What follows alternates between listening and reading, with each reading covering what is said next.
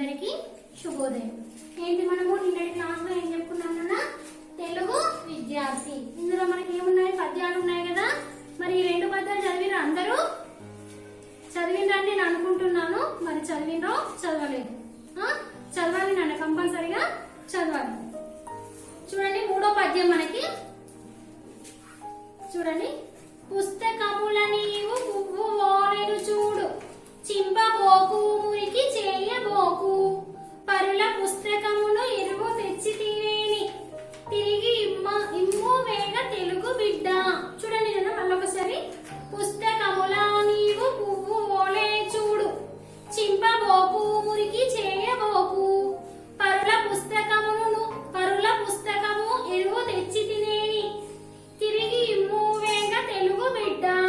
చూడండి నాన్న, పుస్తకములు నీవు పువ్వు ఓలెను చూడు. ఓలెను ఓలెను ఓలెను అంటే వాలెను. వాలెను ఓలెను అంటే ఏంటిది? పుస్తకములు నీవు అంటే పుస్తకములు ఏ విధంగా చూడాలి మరి? పువ్వు ఓలే చింప అంటే పువ్వు ఏ విధంగా ఉంటుంది? మనము ఏంటిది చెట్టు నుండి తెంపుకుంటాం. పువ్వు తెంపుకున్నప్పుడు ఎంత బాగా ఉంటుంది, చాలా మంచిగా ఉంటుంది కదా. పుస్తకము నీవు పువ్వు ఓలెను చూడు. ఏ విధంగా చూడాలి? పుస్తకము నీవు ఒక పువ్వులాగా చూడవలెను. చింపబోకు చింపబోకు చింపబోకు అంటే చింపబోకు అంటే చింపవద్దు, చించవద్దు, చించవద్దు. మీరు ఏం చేస్తారు నాన్న?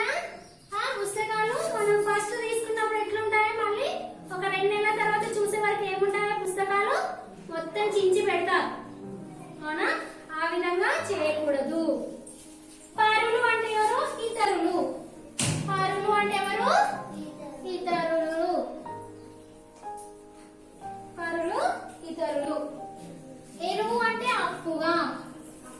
ఎరువు అంటే అప్పుగా, అప్పు. వేగ అంటే తొందర. వేగ అంటే ఏంటన్నా? తొందర. చూడండి నాన్న, ఏంటిది? పుస్తకముల నీవు పువ్వు ఓలే చూడు అంటే పుస్తకాన్ని నువ్వు ఏ విధంగా చూడాలి? ఒక పువ్వు వలె పూజించాలి, ఒక పువ్వు వలె చూసుకోవాలి. వాటిని చింపడం చేయదు, చించడము చేయదు, చింపకూడదు. అంటే అపరిశుభ్రంగా ఉంచకూడదు. చూడండి అంతా ఏం చేస్తుంటారు, ఇది ముట్టుకుంటారు, అది ముట్టుకుంటారు, ఏం చేస్తుంటారు, ఈ పుస్తకం అంతా కూడా ఏం చేస్తుంటారు, అన్ని మరకలు చేస్తుంటారు కదా. ఆ విధంగా చేయకూడదు, అపరిశుభ్రము చేయకూడదు. అది మంచిది కాదు. ఇతరుల పుస్తకాలను తెచ్చినట్లయితే వాటిని తొందరగా తిరిగి ఇచ్చేవాళ్ళు. చూడండి ఒకసారి మీకు పుస్తకం లేదనుకోండి, లేకుంటే మీరు ఏం చేస్తారు? మీ ఫ్రెండ్ పుస్తకం తీసుకుంటారా, తీసుకోరా? మరి తీసుకున్నప్పుడు ఆ పుస్తకం ఏ విధంగా ఇవ్వాలి? మళ్ళీ వాళ్ళకి అంత జాగ్రత్తగానే మంచిగా ఇవ్వాలి. ఇంతవరకు ఏ విధంగా ఉందో పుస్తకము అదే విధంగా ఇవ్వాలి, చించకూడదు, అన్ని మరకలు అంటించకూడదు, ఆ విధంగా చేయకూడదు నాన్న. ఇది అర్థమైందా? మరి మీకు పుస్తకాలను ఏ విధంగా చూసుకోవాలి? ఒక పువ్వు వలె పూజించాలి. అలానే ఆ పుస్తకాలను ఏం చేయాలి? చించకూడదు, అపరిశుభ్రము చేయకూడదు, అది మంచిది కాదు. ఇతరుల పుస్తకాలను తెచ్చుకున్నప్పుడు, ఎవరైనా మీ ఫ్రెండ్స్ తెచ్చుకుంటారు కదా, తెచ్చుకున్నప్పుడు వాటిని తొందరగా తిరిగి ఇచ్చివేయవలను. తొందరగా తిరిగి ఇచ్చివేయడం, ఎలాంటి చించడం గాని మరకలు చేయడం గాని చేయకూడదు. ఇది అర్థమైన పద్యము. నెక్స్ట్ అన్న, పాఠములు చదవక బడికి మానితివేని, నిన్న చదువు తోడ నేటి చదువు, మన్ను గలిసి పో మరి కష్టమా పైన, తిరిగి చదువా నీకు తెలుగు బిడ్డ. చూడండి నేను మళ్ళొకసారి. పాఠములు చదవక బడికి మానితివేని, నిన్న చదువు తోడ నేటి చదువు,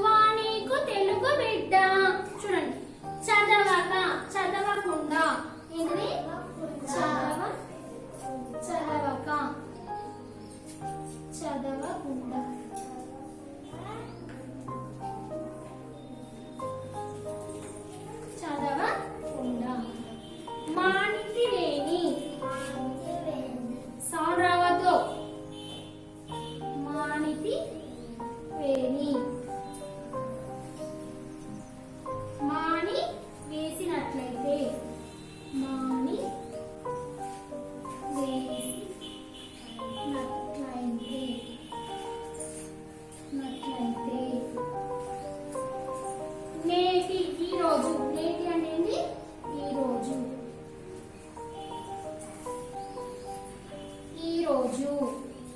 మన్ను అంటే ఏంది? మట్టి. మన్ను మట్టి.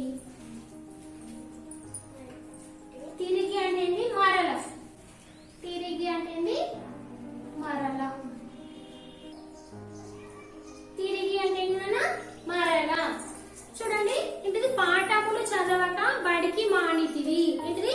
పాఠాలు రాలేదని బడికి మానితివి అంటే బడికి మానివేశారు. చూడండి, మనం ఏం చేస్తుంటారు? మీరు దేనికోసం వస్తుంటారు? స్కూల్ కి చదువుకోవడానికి వస్తుంటారు. చదువుకోవడానికి వచ్చినప్పుడు మనం ఏం చేయాలి? మరి చదువుకోవాలి కదా. చదువుకోవాలి. పాఠాలు రాలేదని బడికి మానివేయకూడదు. మరి పాఠాలు నాకు చదవడము ఒకటేసారి వస్తుందా? చదువు రాదు కదా. మనము ఏంటిది? మీరు ఇప్పుడు నర్సరీ నుంచి చదువుతున్నారు. Nursery, LKG, UKG, first class, second class అంటే మీకు క్లాస్ పెరిగిన కొద్దీ ఏమవుతుంది? మీకు చదవడం అనేది ఇంకెక్కువగా వస్తుంటది. అవునా కాదు? నాకు వస్తలేదని ఏం చేసి అప్పుడే మానివేస్తే చదువు వస్తుందా? చదువు రాదు కదా. అలాగే ఏంటిది? బడి మానివేయకూడదు. నిన్నటి పాఠాలు ఈ రోజు పాఠాలు మొత్తం కలిపి చదవడం చాలా కష్టమవుతుంది. చూడండి నాన్న, మీకు ఇదే చెప్పేది. ఏంటిది? మనము ఎప్పటి పని అప్పుడే చేసుకోవాలి. ఎప్పటి హోంవర్క్ అప్పుడే చేసుకోవాలి. ఎప్పుడు ఇచ్చిన ప్రశ్నలు అప్పుడే చదవాలి. కొంతమంది ఏం చేస్తుంటారు? ఈ రోజు మేడం హోంవర్క్ ఇస్తారు, క్వశ్చన్ ఆన్సర్ చదవని ఇస్తారు. నేను రేపు చదువుతానని ఏం చేస్తారు? కొంతమంది చదవరు ఆ రోజు. మళ్ళీ రేపటికి ఏమవుతుంది? మళ్ళీ టీచర్ ఏం చేస్తుంది? మళ్ళీ ఇంకా 2 క్వశ్చన్స్ ఇస్తుంది. మళ్ళీ ఇవి 2 అవి 2 ఏమైతే ఎన్నైతే 4 అయితే 4 అయినప్పుడు మీకు చదవడం కష్టం అవుతుందా కదా? కష్టం అవుతుంది కదా. మరి ఎప్పటికప్పుడు ఏ రోజు ఇచ్చిన హోంవర్క్ ఆ రోజే కంప్లీట్ చేసుకుంటే మీకు అంత కష్టం ఉంటుందా? ఉండదు కదా. కాబట్టి ఏ రోజుది ఆ రోజే మనం కంప్లీట్ చేసుకోవాలి. అలా చేయకుంటే ఏమవుతుంది? మనకు నేర్చుకోవడం కష్టం అవుతుంది. తిరిగి ఆ పాఠాలన్నీ ఒక్కసారి చదవడం చాలా శ్రమతో కూడిన పని. అన్ని పాఠాలు ఒకసారి చదవాలంటే చదువుతారా? ఒక్కొక్క పాఠం డివైడ్ చేసుకుంటూ చదివితేనే మనం మంచిగా చదవాలి. అన్ని పాఠాలు ఒక 4 పాఠాలు ఒక రోజు చదవమంటే చదువుతారా? చదవరు కదా. ఏవి కూడా రావు, ఉన్నాయన్నీ కూడా మర్చిపోతారు. కాబట్టి ఏంటిది? పాఠాలు రాలేదని బడికి మానివేయకూడదు. నిన్నటి పాఠాలు ఈ రోజు పాఠాలు మొత్తం కలిపి చదవడం చాలా కష్టమవుతుంది. తిరిగి ఆ పాఠాలన్నీ ఒక్కసారి చదవడం చాలా శ్రమతో కూడిన పని. కష్టమవుతుంది కదా. నిన్నటి ఈ రోజు ఈ 2 నేర్వాలంటే కష్టం అవుతుంది కదా. ఏ రోజు పని ఆ రోజే చెయ్యాలి. అలా చేస్తే ఏమవుతుంది? కష్టం అనేది ఉండదు. ఇది అర్థమైనా ఈ పద్యము? తర్వాత ఇది 5వ పద్యం చూడండి. తెలియనంత మాత్ర దిగులేల మగవేల తిరిగి తిరిగి చదువ చేయగలదు. నడువ నడువ త్రోవ నలిగిపోకుండునా దిగులు చెరుపు చేయు తెలుగు బిడ్డ. చూడండి నన్ను మళ్ళీ ఒకసారి. తెలియనంత మాత్ర దిగులేల మగపేల తిరిగి తిరిగి చదువ తెలియగలదు. నడువ నడువ త్రోవ నలిగిపోకుండునా దిగులు చెరుపు చేయు తెలుగు బిడ్డ. చూడండి నాన్న, దిగులు అంటే విచారం, బాధ అన్నట్టు. దిగులు అంటే విచారం. దిగులు, విచారం, బాధ అని కూడా వస్తుంది. విచారం, బాధ. వాగపు, వాగపు అంటే బాధ. వాగపు అంటే బాధ. త్రోవ అంటే దారి. త్రోవ అంటే నాన్న దారి. మార్గం అని కూడా వస్తుంది. త్రోవ, దారి, మార్గం. నలిగిపోకుండా, నలిగిపోకుండా, నలిగిపోతుంది అంటే నలిగిపోతుంది. నలిగిపోతుంది.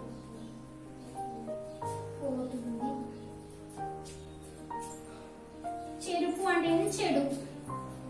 చెరుపు, చెడు. చూడండి నాన్న, ఏంటిది? తెలియనంత మాత్ర దిగులేల వగపేల అంటే ఏంటి? విషయం అర్థం కానంత మాత్రాన బాధపడవలసిన పని లేదు. ఏంటిది? తెలియనంత మాత్ర దిగులేల వగపేల అంటే ఏంటి? విషయం అర్థం కానంత మాత్రాన బాధపడవలసిన అవసరము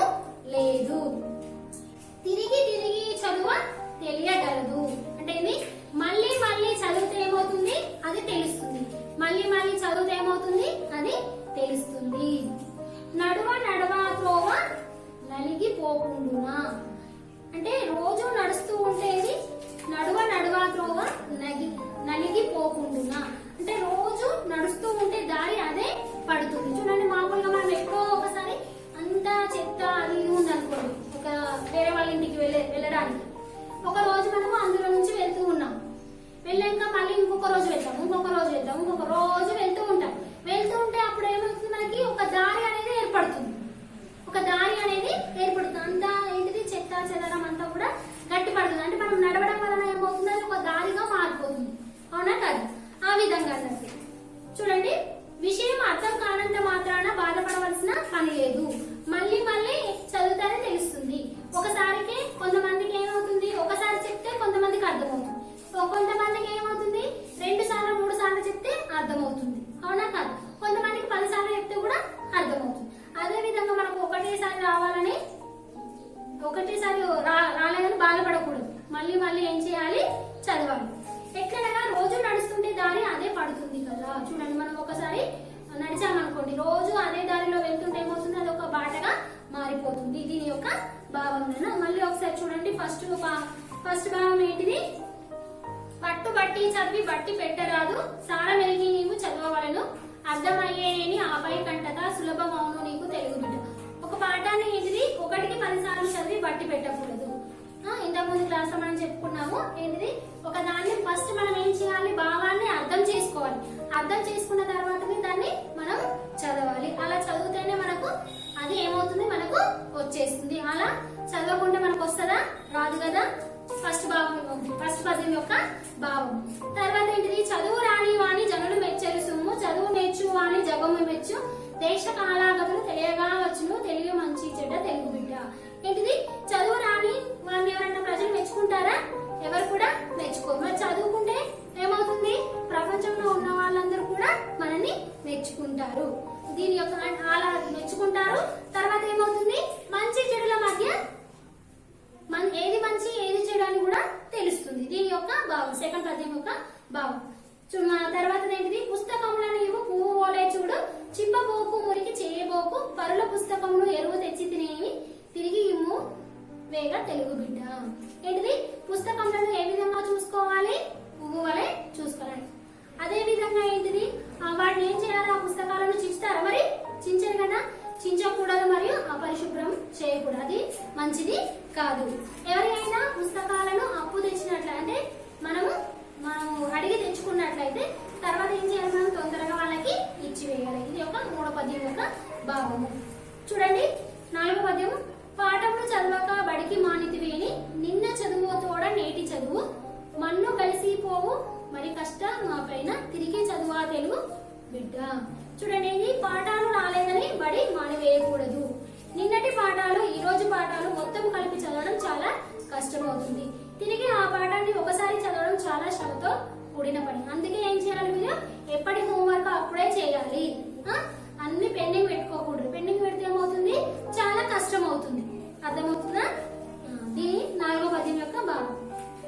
తెలియనంతా మాత్ర దిగులేల వగవేళ, తిరిగి చదువు తెలియగలదు, నడువాతోవ నలిగిపోకుండునా, దిగులు చెరుకు చేయి తెలుగు బిడ్డ. ఏంటిది, విషయం అర్థం కానంత మాత్రాన బాధపడవలసిన అవసరము లేదు. దాన్ని మళ్ళీ మనం ఏం చేయొచ్చు, చదివి తెలుసుకోవచ్చు. మళ్ళీ ఒక 2-3 సార్లు చదివి తెలుసుకోవచ్చు. ఎట్లనగా రోజు నడుస్తుంటే ఏమవుతుంది, దారి అనేది ఏర్పడుతుందా, ఏర్పడదా? మనం రోజు ఒకళ్ళ ఇంటికి వెళ్తుంటాం, అప్పుడు ముందు ఏంటిది, దారి ఉండదు. మనం ఒకసారి పోయినాం అనుకోండి, మళ్ళీ రోజు ఒక 10-15 రోజులు 20 రోజులు రోజు పోతున్నాం, అప్పుడు ఏమవుతుంది, అక్కడ దారి అనేది ఏర్పడుతుందా, ఏర్పడదా? ఆ విధంగా దీని యొక్క భావం. నేను అన్ని పద్యాలు మళ్ళీ ఒకసారి చదువుతాను. ఇవన్నీ పద్యాలు అందరూ కూడా నేర్వాలి. అర్థమవుతుందా?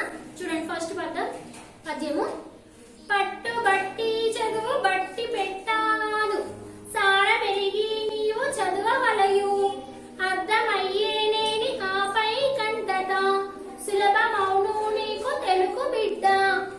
నెక్స్ట్ వన్, చదువు రాని వాణి జనులు మెచ్చరు సొమ్ము, చదువు నేర్చు వాణి జగము మెచ్చు, దేశ కాలాగతులు తెలియగా వచ్చును, తెలియు మంచి చెడ్డ తెలుగు బిడ్డ. థర్డ్ పద్యం, పుస్తకము